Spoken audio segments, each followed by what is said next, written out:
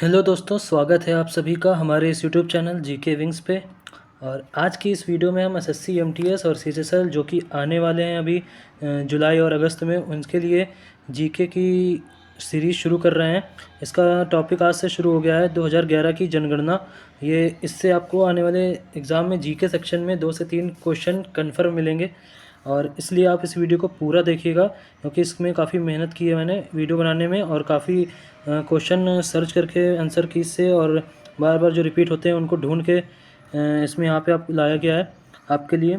तो आप इस वीडियो को लाइक कर दीजिएगा, शेयर कर दीजिएगा अपने दोस्तों के साथ और ग्रुप्स में।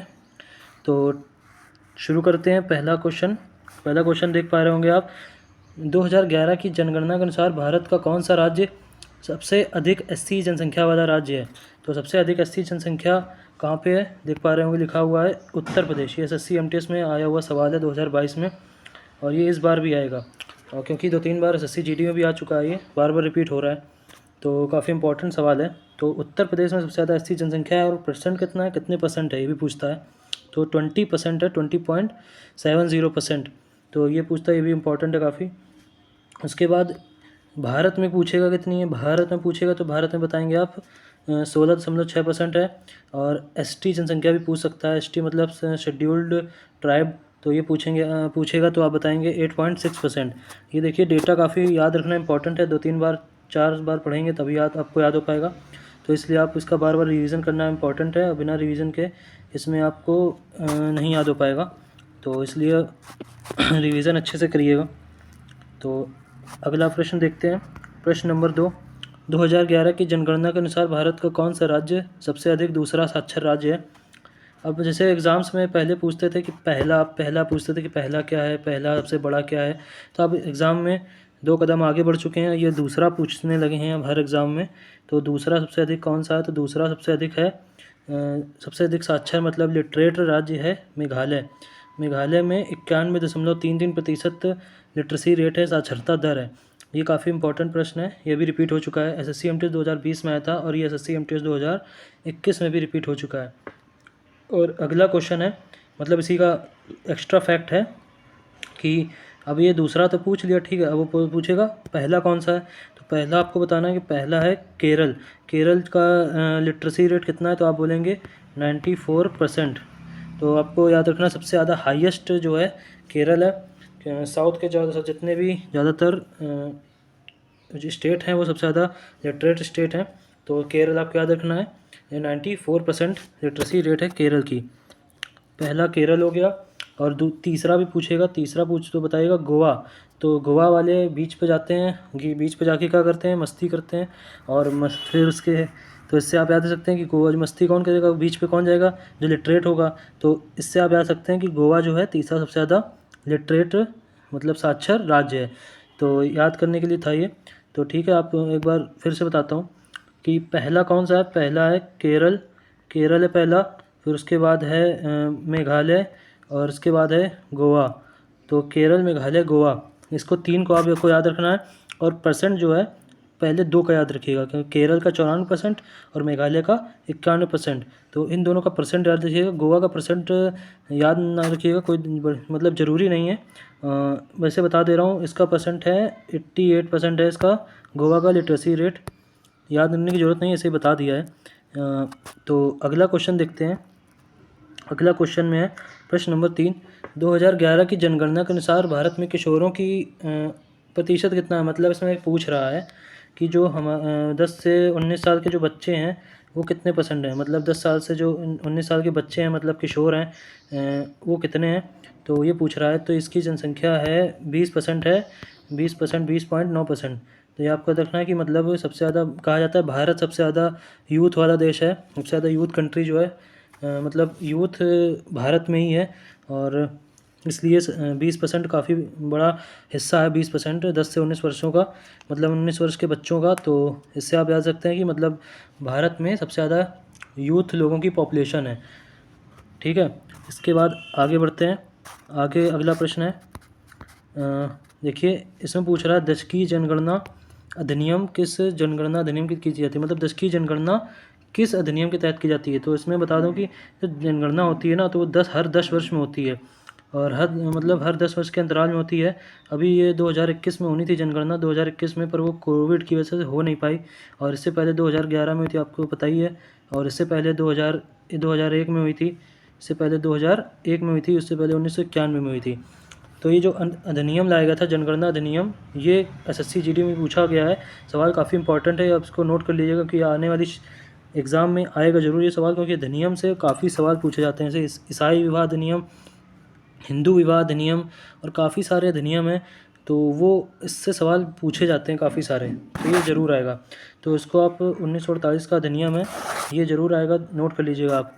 और 1948 का जनगणना अधिनियम, हमारा देश आज़ाद कब हुआ था? 1947 में। तो अगले साल ही जनगणना अधिनियम लाया गया, मतलब देश आज़ाद हुआ तो अब जनगणना करनी थी, तो अधिनियम लाया गया कि कैसे जनगणना की जाएगी। मतलब याद करने की ट्रिक बता रहा हूँ कि देश आज़ाद होने के बाद 1947 में आज़ाद हुआ और जनगणना अधिनियम फिर अगले साल ही आ गया 1948 में। तो इससे आप याद रख सकते हैं, ठीक है। और अगला क्वेश्चन देखते हैं। अगला क्वेश्चन है 2011 की जनगणना अनुसार भारत में ईसाइयों की जनसंख्या कितनी है? ईसाइयों की जनसंख्या पूछ रहा है और वो भी परसेंट पूछ रहा है। ये काफ़ी इंपॉर्टेंट क्वेश्चन आने लगे हैं एग्ज़ाम में। सीजीएसएल 2022 का क्वेश्चन है, ये देख पा रहे होंगे। तो ईसाई की जनसंख्या कितनी है? तो ईसाई की जनसंख्या है 2.4% है। अब यहाँ पे पूछता है, ये तो ईसाई की हो गया, अब वो पूछेगा हिंदू की, पूछ सकता है, पूछा ही है, मतलब हर एग्ज़ाम में पूछते ही हैं। और हिंदू की पूछेगा, सिख की पूछेगा, मुस्लिम की पूछेगा, तो आपको सबको याद रखना है। तो इसलिए देखिए एक्स्ट्रा फैक्ट मैंने लिखा हुआ है।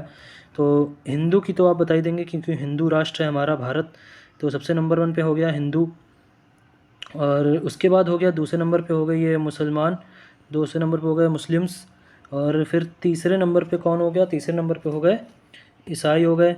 फिर चौथे नंबर पे हो गए सिख हो गए 1.7% के साथ। ये देख पा रहे होंगे 1.7% के साथ सिख जो है चौथे नंबर पर हैं। और जैन भी होते हैं, जैन पूछता है तो उनको बहुत माइनॉरिटीज़ में, मतलब बहुत कम है, मतलब उनका 0.4% मतलब 0.4% करके हैं, तो इसको आपको याद नहीं रखना है। आपको बस इतना याद रखना है कि हिंदू कितने हैं और ईसाई कितने हैं और मुस्लिम कितने हैं, ठीक है। आपको ये जैन वाला ज़्यादा याद नहीं रखना है। और उसका मतलब एग्जामिनर का मूड होगा तो वो कुछ भी पूछ सकता है, तो फिर वो कोई बता नहीं पाएगा, कोई भी बच्चा नहीं बता पाएगा। तो आप जितना पढ़िए उतना रेलिवेंट है। पूछने को तो जीके में कुछ भी पूछा जा सकता है, उसकी कोई लिमिट ही नहीं है। तो ठीक है, फिर अगला क्वेश्चन देखते हैं। देख लीजिएगा, आप नोट भी कर लीजिएगा, क्योंकि हिंदू तो आप जानते हैं 79% और सिख है 1.7%। सिख से याद आप कर पा रहे होंगे 7, सिख से 7 तो 1.7%। इससे आप याद रख सकते हैं, सिख से 1.7%। 2011 की जनगणना के अनुसार भारत का लिंगानुपात कितना है? तो भारत का लिंगानुपात क्या होता है? लिंगानुपात क्या होता है? लिंगानुपात होता है कि किसी राज्य में कितने महिलाओं पे मतलब कितने पुरुष हैं। मतलब जैसे 943 है भारत का लिंगानुपात, मतलब 943 महिलाओं पे 1000 पुरुष हैं, ये होता है लिंगानुपात, ठीक है। मतलब 1000 पुरुषों पे 943 महिलाएं, ये होगा इसका सही जवाब। तो मतलब जैसे 1000 कहीं पे, मान लीजिए किसी स्थान पे 1000 पुरुष हैं तो वहाँ पे 943 महिलाएं हैं उनके सापेक्ष, तो इसको कहते हैं लिंगानुपात। तो ना आपको डीप में नहीं समझना, आपको बस ये याद रखना है कि लिंगानुपात कितना है। तो भारत का पूछ रहा है, भारत का, तो भारत का है लिंगानुपात 943। और राज्य में पूछता है कि सबसे ज़्यादा किसका है राज्य में, वही तो ओवरऑल भारत का हो गया। अब वो राज्य में पूछता है कि सबसे अधिक लिंगानुपात वाला राज्य कौन सा है? केरल है। केरल की लिटरेसी रेट भी सबसे ज़्यादा थी, ऊपर बताया था, और सबसे ज़्यादा लिंगानुपात भी केरल में है। तो इससे आप याद रख सकते हैं कि सबसे अधिक केरल में है लिंगानुपात, 1084 महिलाएं हैं प्रति 1000 पुरुषों पे। और सबसे कम पूछता है, सबसे कम हरियाणा पूछता है। हरियाणा में बेटियां काफ़ी कम हैं, मतलब बेटियों को वहाँ पे पैदा नहीं होने दिया था। मतलब तो स्थिति काफ़ी सुधर गई है, ये 2011 का डेटा है। अब तो काफ़ी सुधर गया है, बेटी बचाओ बेटी पढ़ाओ और सुकन्या समृद्धि, काफ़ी सारी योजनाएं आ रही हैं बेटियों को बचाने के लिए, तो इसलिए काफ़ी सारा इम्प्रूवमेंट हो चुका है। और ये 2011 का डेटा है, तो उस हिसाब से यहाँ पे बताया गया है कि सबसे कम लिंगानुपात वाला राज्य हरियाणा है। हरियाणा में 879 महिलाएं हैं प्रति 1000 पुरुषों पे। अब ये तो राज्य हो गए, ठीक है। भारत का हो गया, भारत में कितना था? भारत में था 943, ठीक है। भारत में 943 है, और भारत का 943 हो गया। उसके बाद पूछा है सबसे अधिक किस में है, तो उसके बाद केरल राज्य में हो गया। सबसे कम वाला राज्य हो गया हरियाणा हो गया। अब पूछेगा केंद्र शासित प्रदेश बताइए, तो पुडुचेरी सबसे ज़्यादा लिंगानुपात वाला राज्य है।